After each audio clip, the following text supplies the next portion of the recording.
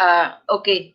Good evening, everybody. Dr. Mashelkar, Dr. Anandan, the other esteemed speakers, as well as all the participants of today's webinar. I would first of all like to thank Geo Institute to who have given me this opportunity to share the insights on this very important topic, artificial intelligence.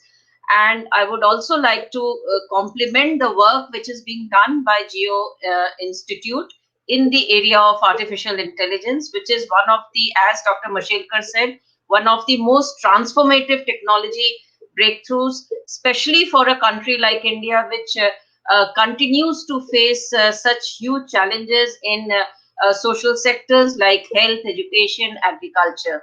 So the way I would structure my presentation today is to first speak about what we feel in Niti Aayog about the potential of artificial intelligence, and then go on to some of the salient features of the strategy, the National AI Strategy, and at the end to talk about the various Niti Aayog initiatives to promote AI in the country.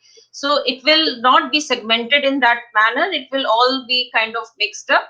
And I would like to kind of, I don't think that there is a Q&A after this, but I would very much like to engage with the audience. My email will be shared, and I would look forward to comments as well as feedback from the audience. With that, I'll start my presentation.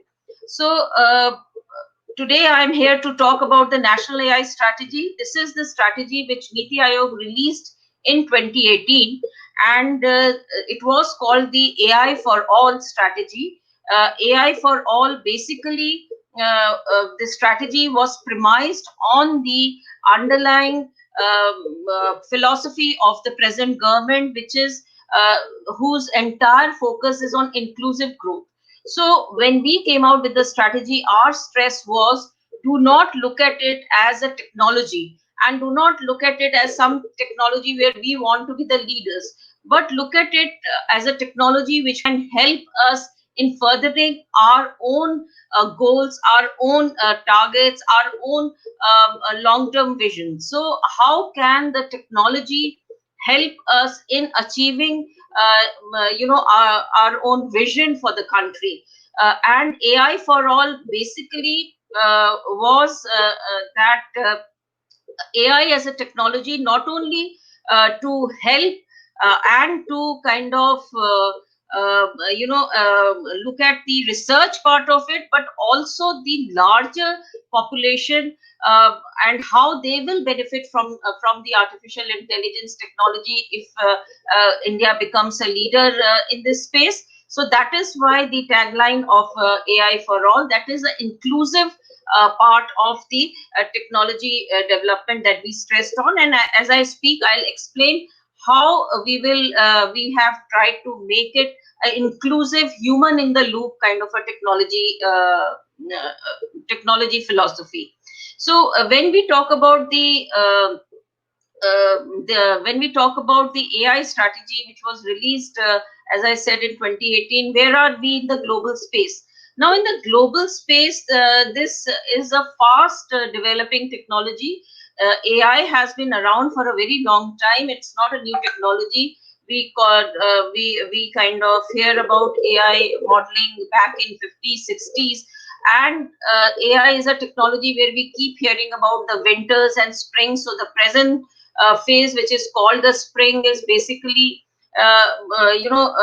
since the last decade. It's because of the huge developments in digitization as well as infrastructure development, which has allowed us to do large scale computing, which has brought in the spring, so as to speak, and the deep learning development. So presently, what we know, we are in the spring of AI. That is, a lot of potential is seen in the use and of this technology in various spheres.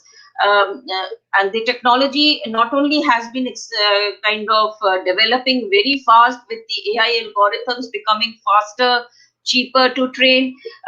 We also see large-scale partnerships as well as focus on education, and it was really heartening to hear Dr. Mashelkar that from 2021, even the Geo Institute will be focusing on having programs on this technology. And the third thing, we see a lot of besides collaboration, funding coming from the government as well as various other institutes, both academic and research institutes in this area. And since last few years, more than 30 countries have actually come out with some kind of a strategy, either a white paper, a focus strategy, or some mention in their national plans. So India, with its strategy in 2018, became a part of this select club of a few countries who actually had a well fleshed out strategy where it talks about the technology, the roadmap, and how they will go about achieving it. So through this strategy, we have been, at least first step we have achieved is to place India on the global landscape of AI. As I said, commitments have been, funding commitments have been seen, and like everything else, China, it does everything in a huge, large scale. So in China, we have seen almost more than US dollar 30 billion in venture funds, plus another 16 billion by Tianjin and 5 billion by one state. Europe, also Germany, France have committed funds. UK has also committed funds, though at a the European countries have done it at a much lesser scale than in China. USA, we don't see too much of government-led thing, but there the academic institutes, research institutes have taken the forefront, so they are also have been committing, and more than 1 billion per year on unclassified AI programs have been notified. If we talk about the Asia Pacific region, then South Korea is another country where a huge amount of funding is being committed in the research and development of AI. Now, a quick primer on AI. Basically, as I said, we are now moved from machine learning to deep learning, and in future, basically, the thing is, it will be more on the machines side of it, where the machine will keep learning from itself. And but basically, the three pillars, or the three levers, if I may call it, which continue to be important no matter which wave of AI you are talking about, is data, is compute facility, and the algorithm. So these are the three levers, and when we developed the strategy, we focused on these three levers and how to position the strategy which addresses all these three levers. The other thing, while preparing the strategy in NITI, what we tried to do was also to see the stance taken by the other countries. So, as I said, China was very aggressive, and with its 1+N AI program, that is, it wanted to be the leader in all kinds of algos, and it wanted to be the largest number of algos which it would come out. That was their goal, to be the leader in the technology per se, and very, very aggressive strategy. On the other hand, a country like Japan, which had its own issues about aging population, etc. Their approach was more focused on addressing their domestic issues. UK and France, etc., also had their strategies. France, I would say, was more kind of narrative kind of a thing. UK was more on human in the loop approach, with committed funding in research, ethics. Ethics was very important in the EU region, and data. Whereas USA had long-term investments, had both in human as well as other capital, and a focused investment kind of approach. In this landscape, what we wanted the AI strategy of India to place India in a unique position, and not to be seen as a a part of some kind of a race where obviously we would not, we would have been lost in the crowd, because we do not have that kind of a position globally in this technology which would set us apart. So in order to set us apart, we kind of looked inward.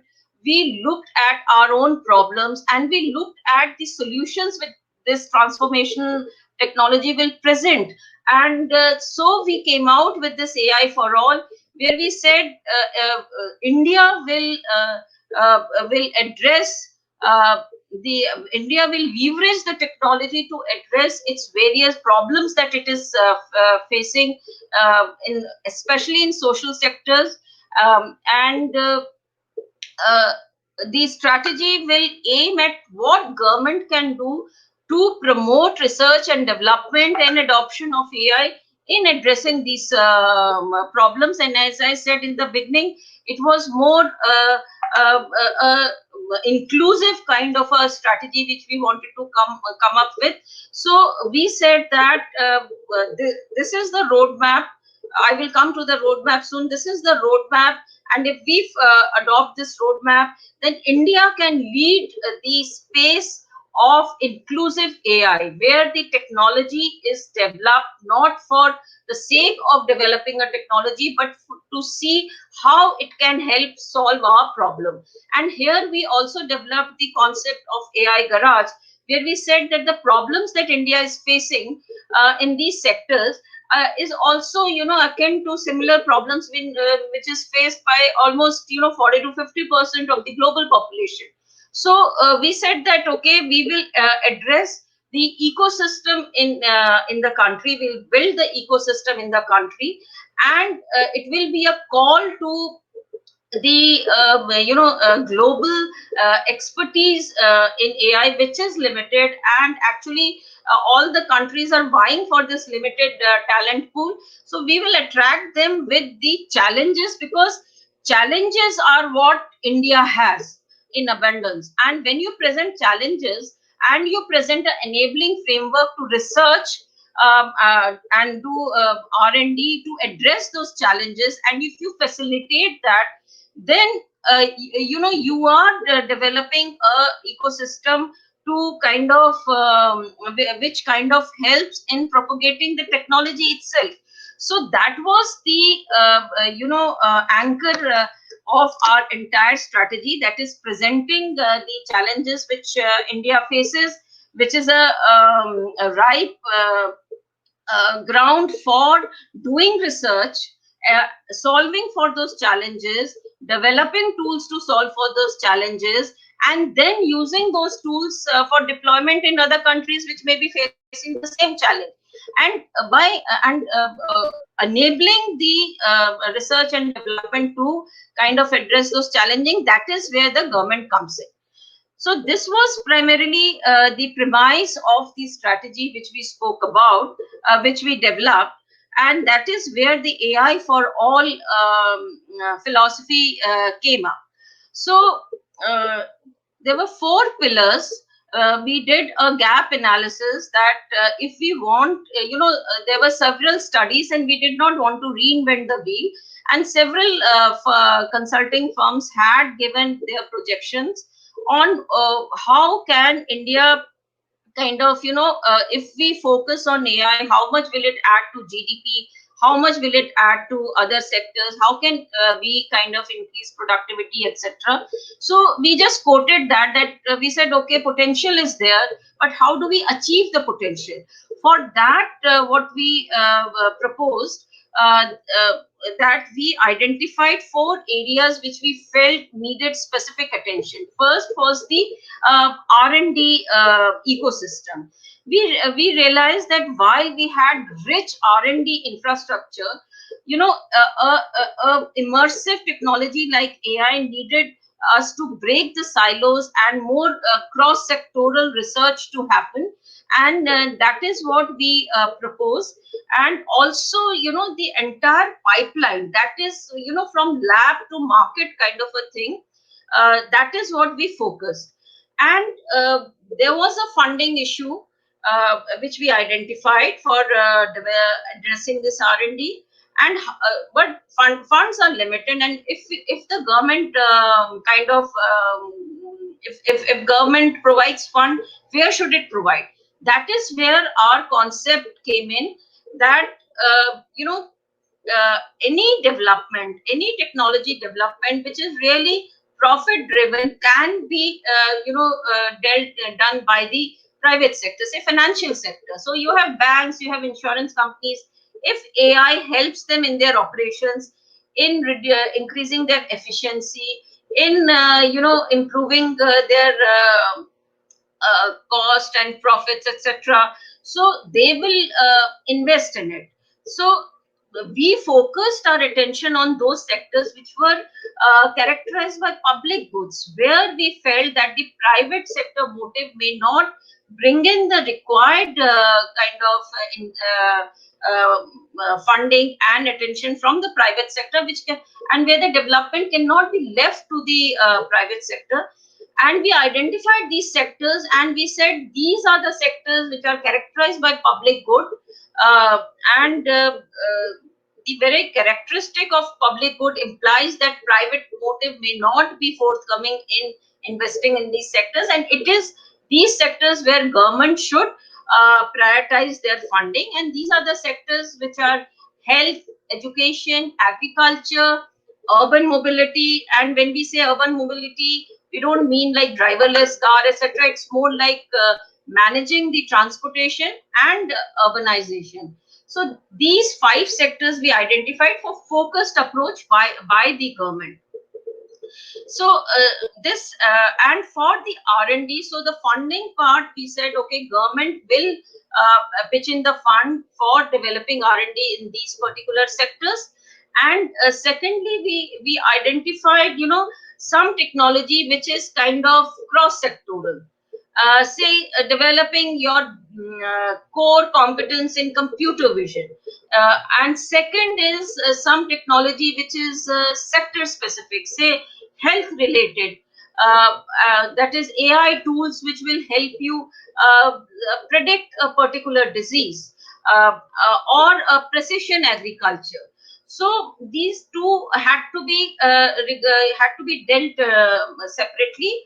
And so we identified 2 different sets of research institutes.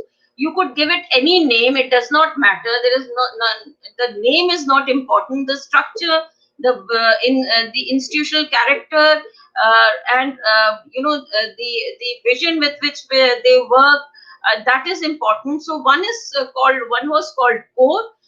CORE was basically which would focus on fundamental research, and the second were called ICTAI, that is International Centers for Transformational AI. Why international? Because we feel that we should not reinvent the wheel, and we should focus on collaboration, not only within the country but externally.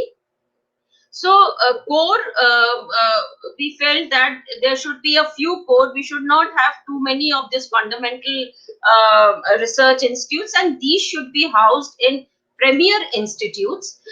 They should also not work as silos. There should be a transparent manner in which these cores should be selected, and they should be given clear TORs, clear SLAs, where they collaborate each other, where they allow their developments to be used not only by other codes but also by ICTAI. So basically these codes will feed into the ICTAIs, and ICTAIs we felt could be structured as more industry led, because ICTAIs will have the ear to the market. They will know what the market is seeking, and that is how they will develop the project for research projects in ICTAIs. And there also some funding from the government, but largely it should be self-sustaining. So this was the R&D kind of a structure which we proposed. Similarly, here we also talked about skilling, where we said, given the limited talent pool, we must have comparable structures in India, systems, institutional systems in India, which will attract the international talent pool. So, give them flexibility for research. Don't have, while giving them international remuneration may be a bit difficult, but be close to it, and also give them, because we feel that in our kind of a system, in say IITs, in IIMs, etc., etc., research does not get that kind of focus as say perhaps a MIT. Now, a MIT professor can take 1 year off and go and work in a big tech company. Things like that are not allowed. Some kind of a flexibility is required, which promotes research. And then at the end, the entire tunnel, has to be kind of, the entire pipeline has to be kind of dealt with. Where if I am working in ICTAI will be responsible for ensuring that the research work is scaled up, it becomes commercial, it becomes adoptable. So this is the R&D thing which we kind of conceived of. Secondly, on skilling, as I said, we were working with NASSCOM and others, and we are still kind of working on that aspect, on how to develop the skilling part of it, because you have to segment it right from the secondary to higher education, and deal with each segment separately. That was the second pillar. The third pillar was compute. We did not favor, very high centers of compute facility to be set up, say, in 5 IITs, because then it gets very, very concentrated. What we proposed was cloud-based compute, AI specific compute facility, which would which could leverage the NK and the National Knowledge Network, and also it could be developed as a extension of the National Supercomputing Mission, but AI specific. So you talk about the capacity, petaflops, etc., and especially it has been proved that HPCs are not really very, very conducive to AI kind of compute facility infrastructure requirement. So we called it Eravat. Again, I say, we gave different names. You can call it anything. We are not really hung up on the names, but it was a cloud-based compute facility which we proposed. And fourth was really the AI for All Alliance. Now already Alliance JIPA has been set up, and what we were proposing that some areas could be identified where countries would say that, okay, these are cross-cutting, and funding should be structured and devoted in that manner. And AI for all, again, earlier I said India as the AI garage, and that is what we had proposed, that we could lead the global space in that area. And I think that space is still very much available, and if we put our act together, India could lead that space. I'm coming to the end of my time, so quickly I'll just go through some of the projects which NITI did. So besides coming out with the strategy, NITI also believes in demonstrating. So we have done several pilots. One of them, which is at an advanced stage of rollout, is being done with Vadhwani AI Center, and Anandan is going to speak after me. That is in the health sector. 3 pilot projects we have already rolled out. One is in diabetic retinopathy, and 2 others are on decision support and IMD. So health is one of our major areas.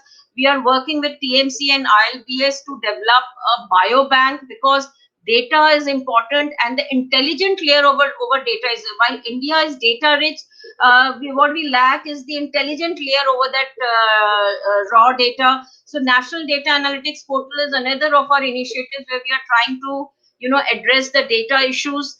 So that is another. And then we worked very hard on the developing the concept of AgriStack hopefully that will also be taken forward. So what we are really focusing on, working on the data part, so biobank, AgriStack, it will address that.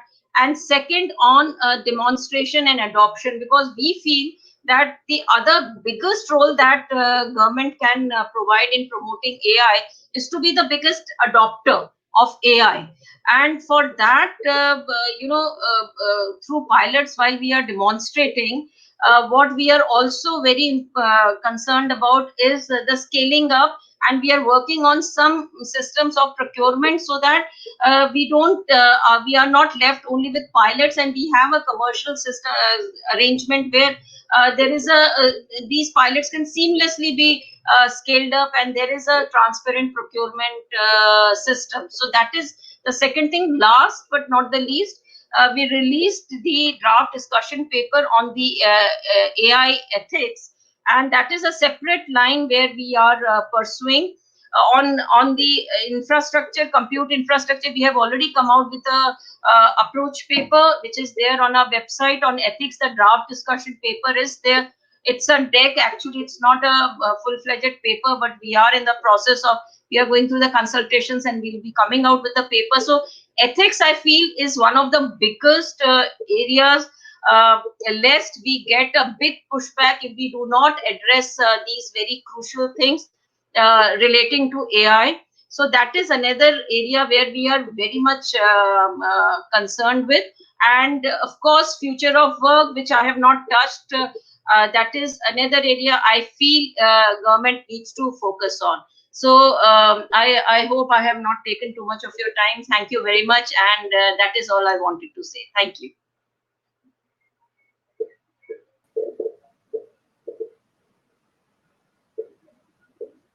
Ma'am, that was truly an exceptional session. I thank you very much for taking your time with us here today. It was such a unique opportunity for us today, for all of us to hear from you about the thought process behind India's AI strategy. And it's been a privilege to gain such insights from you. Under your leadership, India has taken a unique approach to build the ecosystem and develop the platform for research projects and enhancing the talent pool. Thank you so much for opening our symposium with such a thought-provoking foundation talk.